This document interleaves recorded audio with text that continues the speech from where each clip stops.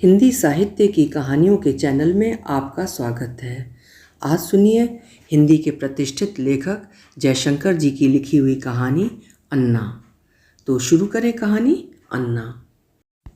Doctor DISE के पुराने और पीले मकान के बरामदे की रोशनी घर के आंगन के फर्श पर थमी रहती। रोशनी के उस दायरे में अन्ना और लिंडा देर तक चहलकदमी करते रहते। उन बहनों में लिंडा बड़ी थी। अन्ना का रंग सांवला था और कद बहन से ऊंचा। वो चश्मा पहने रहती और तरह तरह की सूती पोशाकें। हमारे शहर की गर्मियों की रातों का जो वक्त उन बहनों की चहलकदमी का होता, वही वक्त जिंगो का डॉक्टर के सामने की दुबली सड़क के दूसरे किनारे पर रह रहे बूढ़े दंपत्ति के लिए पुराण पढ़ने का होता। वो बीच बीच में शिव और शक्ति या शंकर और पार्वती को पन्नों पर छोड़ अन्ना की तरफ देखने लगता। बूढ़ा उस अंतराल को सह नहीं पाता और लड़का किताब के प्रिंट के दोष का जिक्र करता। वो हर दिन इस बहाने का सहारा लेता। उस दक्षिण भारतीय बूढ़े के वर्षों पुराने वे धार्मिक ग्रंथ पीले पड़ गए थे, फट रहे थे। उन पुराणों को वो पति और पत्नी के लिए पढ़ता था, लेकिन बीमार बुढ़िया को उन्हें सुनने में जरा भी दिलचस्पी नहीं रहती। वो पढ़ता रहता और वो बुढ़िया गठिए की अपनी पुरानी पीड़ा को व्यक्त करती रहती। जब उसका बीमारी और बुढ़ापे का रोना बूढ़े के लिए असहनीय हो जाता, तब वो जिंगो को पढ़ना रोकने के लिए कहता। बुढ़िया के करीब जाकर सांत्वना के कुछ वाक्य दोहराता और एक तरह की हताशा के साथ अपनी आराम कुर्सी पर लौट आता। बुढ़िया की पीड़ा के उस वक्त में वो अपनी बेंत की कुर्सी से उन बहनों को देखता रहता। बूढ़ा लौट आता और पुराण अपनी जगह से फिर शुरू हो जाता। पुराण के उस पाठ में कई तरह की बाधाएं आती रहती और हर शाम पुराण और पीड़ा का, बूढ़ों और बहनों का, रात और रोशनी का ये सिलसिला जारी रहता। वे उसकी मैट्रिक की परीक्षा के बाद की खाली शामें थीं और रात के उस समय में उसकी माँ बनारस से आए किसी कथावाचक को सुनने हर रोज़ गीता मंदिर जाती थी। जिंगो के अलावा गली के उस पुराने मकान में माँ ही थी जो अपनी पेंशन से, औरतों की पोशाकें सीने से अपना और अपने 15 बरस के लड़के का गुजारा करती थी। लड़का जब 3 बरस का रहा होगा तब उसके युवा पिता की मृत्यु हो गई। वे रेलवे में क्लर्क रहे थे और उसकी माँ को नौकरी भी मिल जाती, लेकिन वो अपना सारा समय अपने बच्चे की देखभाल में अपनी धार्मिक निष्ठाओं के साथ बिताना चाहती थी। पति की अकस्मात मौत के कुछ दिनों बाद उसने सिलाई केंद्र में सीना सीखा और अपनी मशीन खरीदकर दूसरों के कपड़े तैयार करने लगी। ये वक्त था जब इस शहर की नदी पर पुल खड़ा किया जा रहा था और मजदूरों की एक बड़ी और अस्थायी बस्ती लड़के के पुश्तैनी मकान के आसपास बसने लगी थी। उस पुल के खड़े होने की, उस इलाके के बसने की और उससे बस्ती में आए बदलावों की एक अलग कहानी है, किंतु मेरी दिलचस्पी उस दौर में नहीं, उस दौर में रह रही 15 बरस की अन्ना और 15 बरस की ही जिंगो में है, और सिर्फ उनके जीवन के कुछ महीनों में जो गर्मियों के थे और जिन दिनों शहर तपता रहता था, वहाँ की नदी सूखती रहती थी। जिंगो के पिता गुजर चुके थे और अन्ना के पिता शहर से 3 घंटों की दूरी पर स्थित आदिवासियों के इलाके में एक कस्बाती अस्पताल के सरकारी डॉक्टर थे जो वीकेंड में अपने घर आते और 24 घंटे शहर में बिताकर लौट जाते। अन्ना की माँ रामकृष्ण मिशन के स्कूल में अंग्रेजी की अध्यापिका थी और वो भी शहर से 25 किलोमीटर की दूरी के अपने स्कूल में बस से जाती और लौटती थी। उनकी 2 लड़कियों में से अन्ना मैट्रिक का इम्तहान दे चुकी थी और लिंडा साइंस कॉलेज में अपना पहला साल बिता चुकी थी। अब हमारे पात्रों की छुट्टियों के दिन थे और उन दिनों में लंबी छुट्टियों के दिनों की शांति, लापरवाही, बोरियत और जीने की इच्छाएं और उदासी दबी थी। लड़के ने जीने की इस जीवंत और जिद्दी उदासी के बीच ही अन्ना को देखना शुरू किया, अन्ना को चाहना शुरू किया। उसकी इस लालसा के जोखिम और उसकी सीमाओं को वो थोड़ा बहुत महसूस भी करता, लेकिन उस दिशा में कोशिश करने की कोशिश उसके साथ हमेशा रहती। अन्ना बहुत सुंदर तो नहीं ही थी। सांवले रंग और लंबे कद के कारण, आंखों पर चढ़े चश्मे और स्वस्थ शरीर के कारण उस दुबले पतले लड़के को हमेशा महसूस होता कि वो एक अजनबी, अर्थहीन आकांक्षा को भीतर पाले हुए है। वो अपनी अराजक आकांक्षा के अंधेरे को देख नहीं पा रहा है और ईसाई होने, एक स्वतंत्र किस्म के परिवार से आने के बाद भी धर्म और वर्ग से बनती अन्ना की अपनी मजबूरियां होंगी और वो खामख्वाह एक हताशा गली में, एक अंधेरी सुरंग में फेंक दिया जाएगा। ये डर था किसी को प्रेम करने की शुरुआत के वक्त का डर। वो अपने प्रेम की पीड़ा और प्रतीक्षा के अलावा अपने इस डर के साथ भी रहता। पब्लिक लाइब्रेरी की मेज पर पड़े अखबारों पर, बूढ़ों के घर के पुराणों के पन्नों पर या अपने घर की सकरी सीढ़ियों पर उसका ये डर उसके साथ हो जाता। लड़के ने प्रेम को केंद्र में रखकर बनाई गई कुछ उदास उदास सी पॉपुलर फिल्में भी देखी थीं। कुछ भावुक किस्म के बांग्ला उपन्यासों के घटिया अनुवाद पढ़े थे। पढ़ने में, अपनी स्कूल की पढ़ाई में उसका इतना मन था कि वो बहुत कम लोगों से मिलता, बहुत कम जगहों पर जाता। दोस्तों के नाम पर उसका एक दोस्त कजिन ही था, जो खुद एक अंतर्मुखी किस्म का आलसी और आवारा लड़का था। वो छिप छिप कर सिगरेट पीता था और ऐसी फिल्में देखता जो उसकी उम्र के लड़कों के लिए वर्जित थी। लड़के ने चोरी छिपे सिगरेट पीना कजिन की संगत में शुरू किया था। कुछ अश्लील पत्रिकाओं से लड़के की पहचान अपने कजिन की दोस्ती से ही हुई थी। फिर एक दिन जिंगो रामकृष्ण मठ की लाइब्रेरी से लौटा तो उसने अन्ना को अपने घर में अपनी माँ के साथ देखा। अन्ना को माँ से उस बातचीत में मशगूल देख लड़के को आश्चर्य भी मिला और आनंद भी। उसने दूसरे कमरे में जाकर अपने बिखरे बाल संवारे, अपनी कमीज़ को ठीक ठाक किया और पहले कमरे में माँ, मशीन और अन्ना के करीब बैठ गया। नाश्ते में देर लगेगी, बेबी का एक काम है, माँ ने कहा था। आंटी कोई जल्दी नहीं है, ये सब मम्मी की ड्रेस हैं और ट्रंक में पड़े थे, अन्ना कह रही थी। मैंने मठ में अभी अभी प्रसाद खाया है, मुझे जरा भी भूख नहीं है। लड़के ने झूठ गढ़ा था ताकि अन्ना कुछ देर वहाँ बैठी रह सके, वो उससे कुछ बातचीत कर सके और उसके साथ को महसूस कर सके। क्या तुम रोज़ लाइब्रेरी जाते हो? छुट्टियों में न्यूज़पेपर पढ़ने के लिए। आज की खास खबर क्या है? अपने चिड़ियाघर की शेरनी ने बच्चे दिए हैं। सच? अन्ना हंस रही थी और माँ भी। तब उसने सोचा था कि क्या वो वाटरगेट कांड के बारे में कुछ नहीं बता सकता था, तब वो ऐसी हंसी का पात्र तो नहीं बनता। लेकिन जब वो अपनी इस भूल को सुधारने की सोच ही रहा था कि अन्ना ने कहा था, क्या आज तो हमारे साथ चिड़ियाघर चलोगे? बहुत पहले मैंने कान्हा के जंगल में शेर के बच्चों को देखा था। मैं मम्मी से बात करूँगी, लिंडा भी साथ आएगी। कितना अच्छा रहेगा, क्या हम इसी वक्त नहीं चल सकते? अभी धूप चढ़ाई है, शाम को ठीक रहेगा, माँ ने कहा था। बाहर गली के पत्थरों पर धूप का विस्तार था। पीली दीवार के करीब भूरी और गर्भवती गाय खड़ी थी। उस वक्त गाय के उस बेडौल पेट को देखकर भी लड़के को अच्छा लगा। मशीन चल रही थी। अन्ना बीच बीच में किसी बात पर हंसने लगती।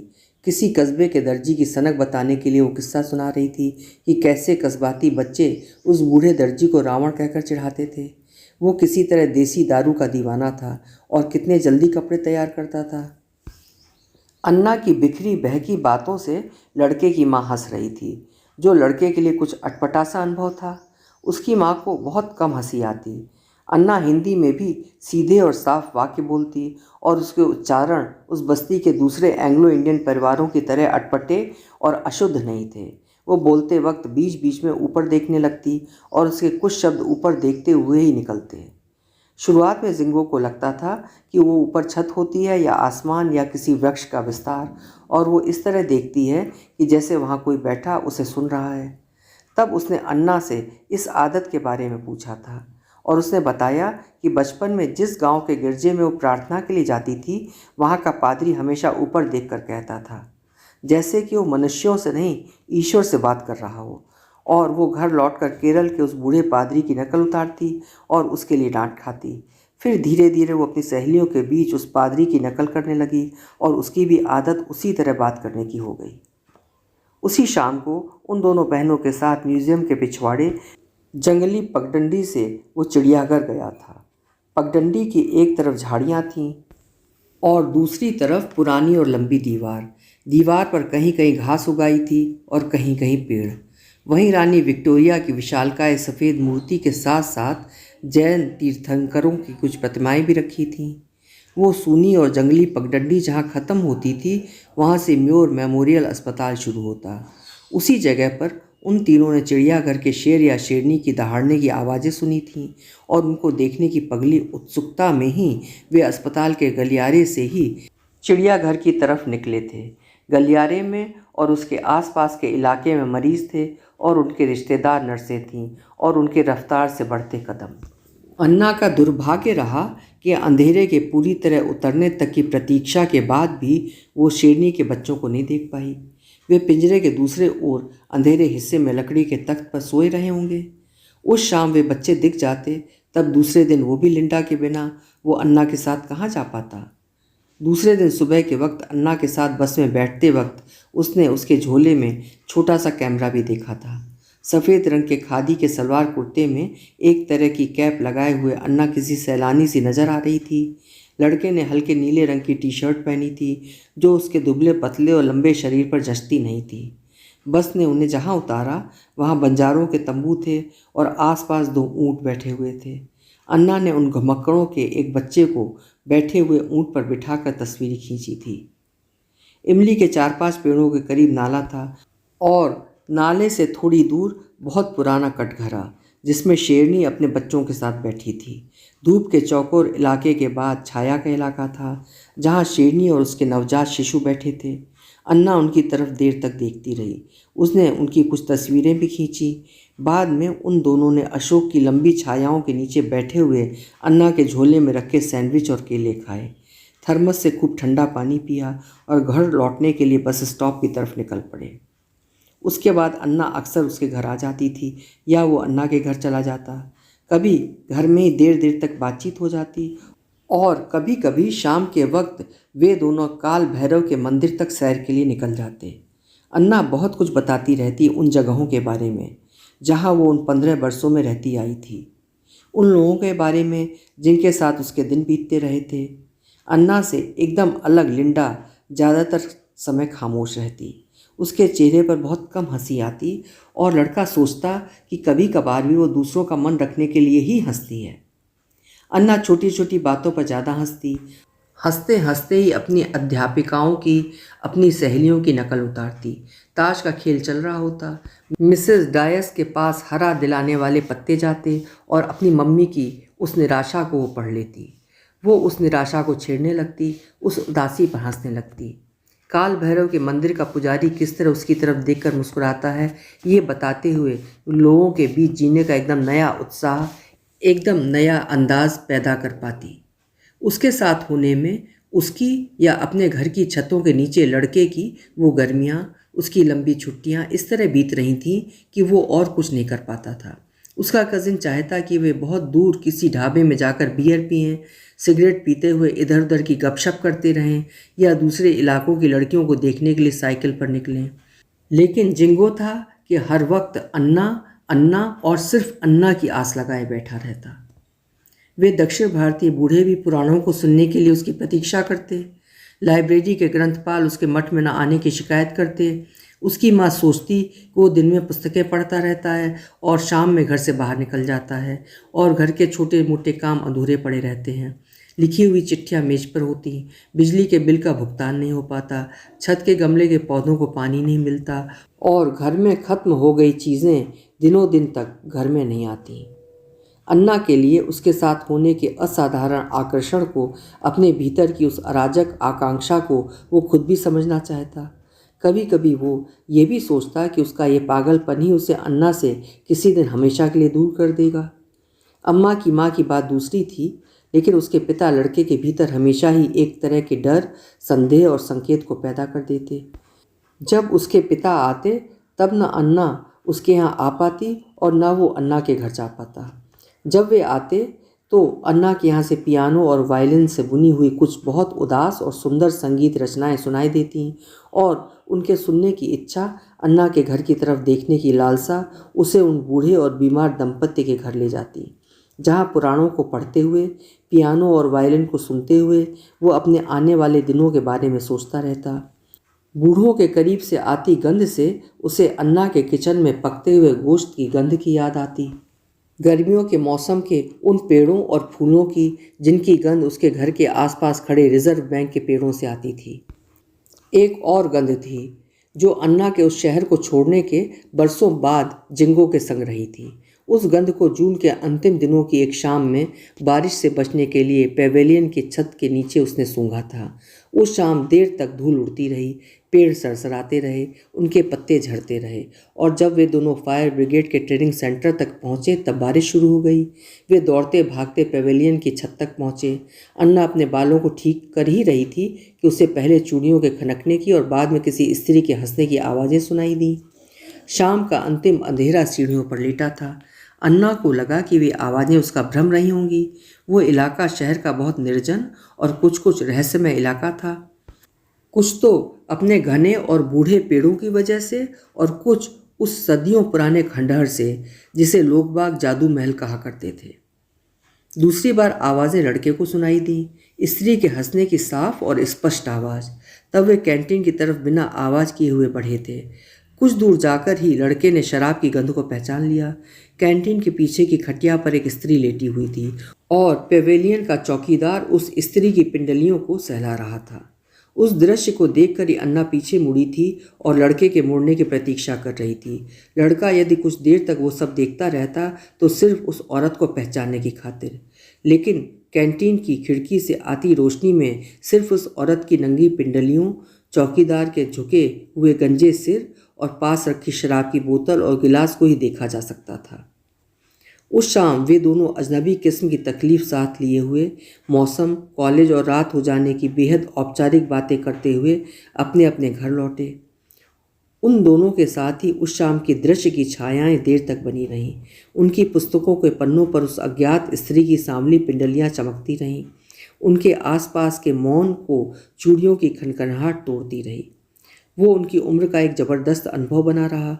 उस अनुभव के उजाले में दोनों ने कुछ देखना चाहा, समझना चाहा। हालांकि बात की बहुत कम हो सकी मुलाकातों में कभी भी किसी ने भी उस शाम के अनुभव के अवसाद और अंधेरे का जिक्र नहीं किया था। तब लड़के ने भी याद किया कि पुराण में कुछ ऐसे अंश भी आते हैं कि जिन्हें बिना पढ़े ही छोड़ देने का आग्रह वो दक्षिण भारतीय बूढ़ा किया करता था।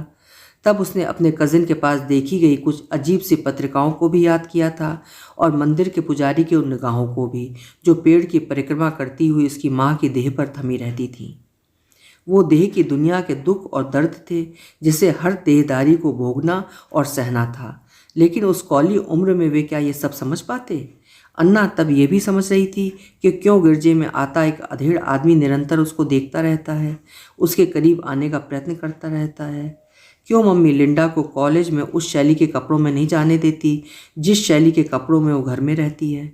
और क्यों उसके पिता के आने के दिन मम्मी देर रात में नहाती हैं, कुछ ज़्यादा ही देर तक आईने के पास खड़ी रहती हैं, कुछ अधिक सुंदर हो जाती हैं? गर्मियों के अंतिम दिनों की उस व्यथा, व्याकुलता और वास्ता के बीच ही माँ ने बताया था कि अब डायस परिवार शहर छोड़कर जा रहा है और उन्हें उनके कर्ज को लौटाना पड़ेगा। ये कहकर माँ चिंता में डूबी थी और लड़का एक ऐसे अवसाद के बीचों बीच जो उसके दुस्वप्नों में आता रहा था, उसकी वेदना को बढ़ाता रहा था।